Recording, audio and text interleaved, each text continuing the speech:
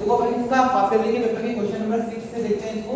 156 को अभाज्य गुणनखंड के रूप में व्यक्त कीजिए। Express 156 as the product of its prime factor. इसके प्राइम फैक्टर निकालने हैं 156 के। तो आप 156 के प्राइम फैक्टर निकाल दो।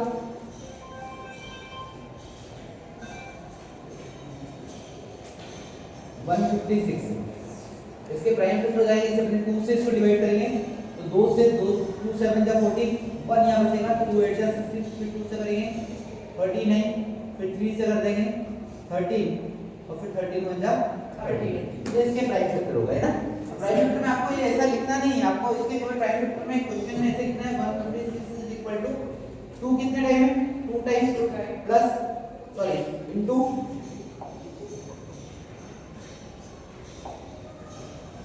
3 into 13। ये बात समझ में आ गई। अभी पिछले साल से बोर्ड में एक और चीज पूछने लगे हैं कि किसी क्वेश्चन के किसी नंबर के प्राइम फैक्टर के पावर का सम क्या होगा।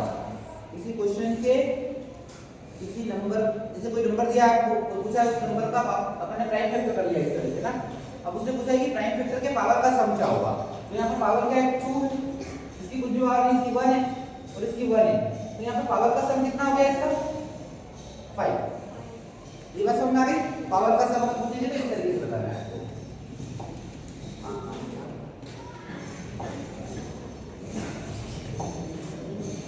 उसके बाद इसका नेक्स्ट क्वेश्चन देखो आप।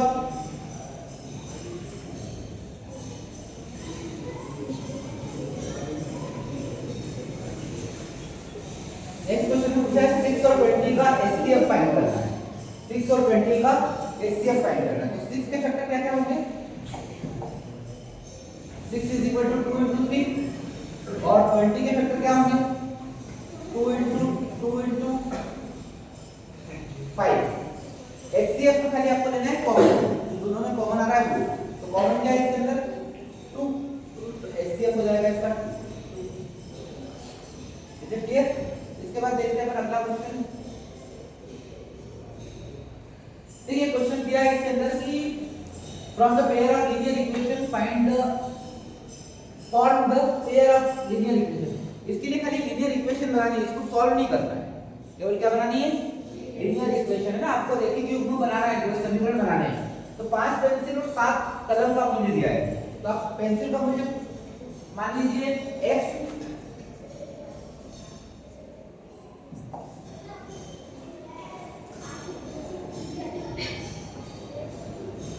let the price of pencil, पहले नाम इसका पेंसिल का लिखा है तो pencil B x and the price of pen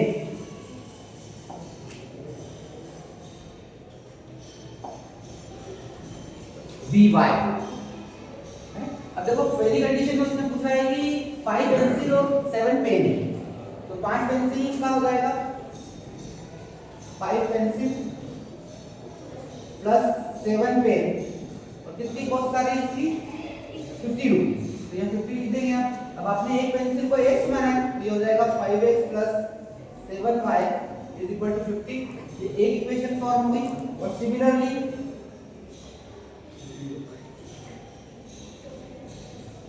दूसरी इक्वेशन में पूछा 7 पेंसिल और 5, तो 7 पेंसिल हो जाएगा 7x plus 5y is equal to 46 और ये हो जाएगी इक्वेशन नंबर 2। तो इस तरीके से अपन दोनों इक्वेशन बस करिए। इस वाले क्वेश्चन में इक्वेशन ही सॉल्व कर देनी चाहिए, इक्वेशन फॉर्म करके देनी, बना के देनी, इक्वेशन सॉल्व नहीं करना है। फिर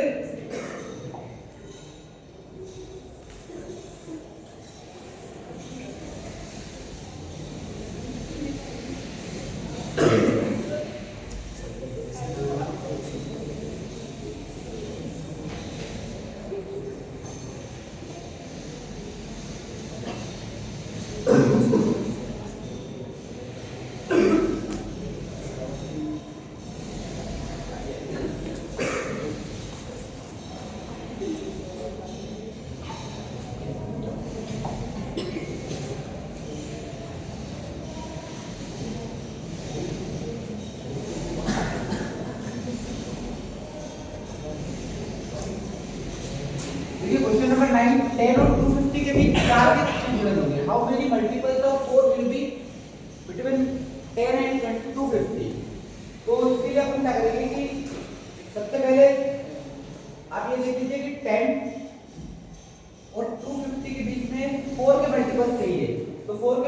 10 तो आएगा।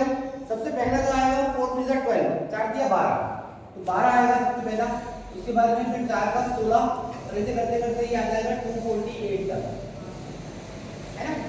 और इससे पूछा है कितने हैं, मतलब आपको नंबर ऑफ टर्म्स फाइंड करनी है। नंबर फाइंड करने आपको a कितना दिया है 12, d कितना हो गया इसमें 4, और फार्मूला क्या है an का, an is equal to a plus n minus 1 into d। an आपको लास्ट टर्म दी है 248, a दिया है आपको 12 प्लस n पता नहीं है minus 1 into d, common difference कितना है 4, तो ये हो जाएगा 248 minus 12 is equal to 4 into n minus 1। ये 4 को n1 किधर भी लिख सकते हैं आगे, इससे कोई दिक्कत नहीं है। 248 में से 12 कम करेंगे तो कितना आ जाएगा 236, और ये 4 आ जाएगा इसके अपॉन में is equal to n minus 1। 4 से इसको कैंसिल कर दो, 4 5 जा 4 9 जा, मतलब n is equal to 59 plus 1, तो आंसर आ जाएगा आपका 60 टर्म। इसकी टर्म हो जाएगी 60। ठीक, इसी प्रकार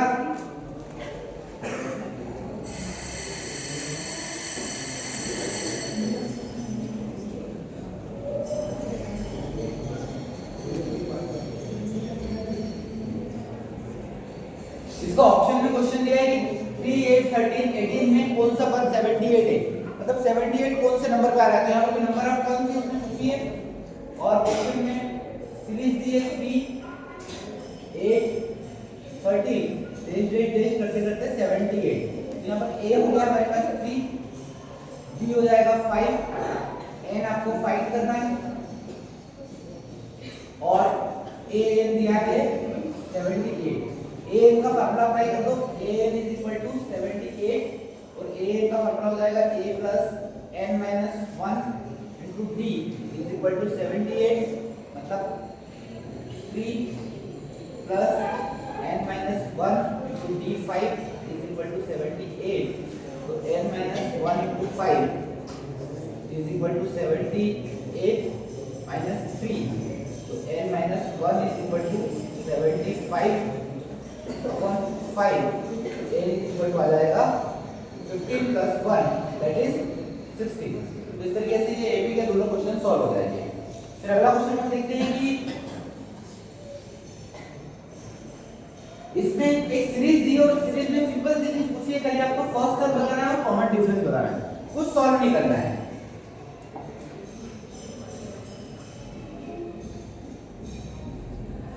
एक क्वेश्चन दिया है, एक सीरीज दी है, क्वेश्चन के अंदर अपन इसी को मान लेते हैं, चलो यही मान लिया अपन ने। इस वाली सीरीज में पूछा उसने कि इसका फर्स्ट टर्म बताओ और इसका कॉमन डिफरेंस बताओ। तो फर्स्ट टर्म हो जाएगा इसका a is equal to 3 और d is equal to 5, बस ये आंसर हो गया इसका, इसमें कुछ भी नहीं सॉल्व करना है। 2 नंबर का क्वेश्चन है, शॉर्ट क्वेश्चन है। इसके ऑप्शन में थोड़ा टफ क्वेश्चन दिया है, 2 7 12 के 10 पदों का योग ज्ञात कीजिए। 2 7 10 2 7 12 के 10 टर्म तक आपको सम फाइंड करना है।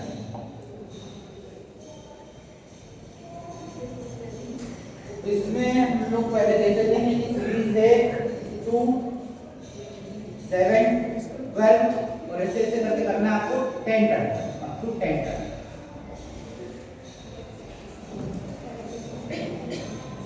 ऐसे इज इक्वल टू फार्मूला होता है इसका n/2 bracket 2a plus n minus 1 into d। n आपको 10/2 2 into a मतलब first term plus n 10 minus 1 into d कितना 7 में से 2 कम करेंगे तो 5 आ जाएगा। ये आ जाएगा 5 4 प्लस इसको डायरेक्ट सॉल्व कर लो, 10 में से 1 कम करेंगे 9 9 का 5 से मल्टीप्लाई करेंगे 45, तो ये आ जाएगा 5 into 49 मतलब 245।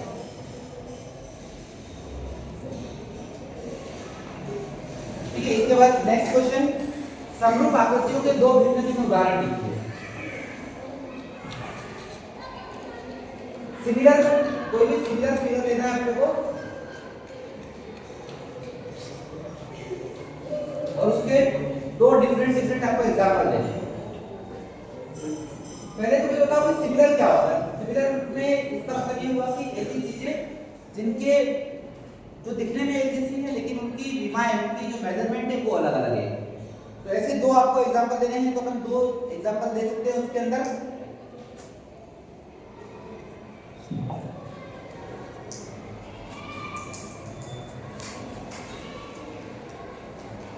नंबर 1,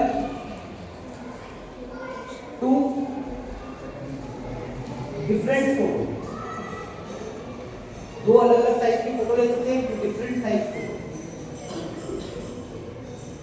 तो दूसरा एग्जांपल आप ले सकते हैं डिफरेंट वॉल्यूम के सिलेंडर, दो अलग अलग वॉल्यूम के सिलेंडर जो होंगे वो भी आपस में कैसे होंगे, सिमिलर। फिर अगला क्वेश्चन पूछा है कि दो त्रिभुज के समरूप होने के लिए दो कंडीशन दी गई, right the two condition of the similarity of similar triangle. दो सिमिलर ट्रायंगल कब सिमिलर होते हैं, जब पहली चीज their angles must be equal, उनके एंगल्स क्या होना चाहिए, इक्वल होना चाहिए, उनके कोण बराबर होना चाहिए, कोण समान। और दूसरी कंडीशन है इसकी कि इसकी जो साइड्स है वो इक्वल प्रोपोर्शन में होनी चाहिए, साइड्स मस्ट बी प्रोपोर्शन।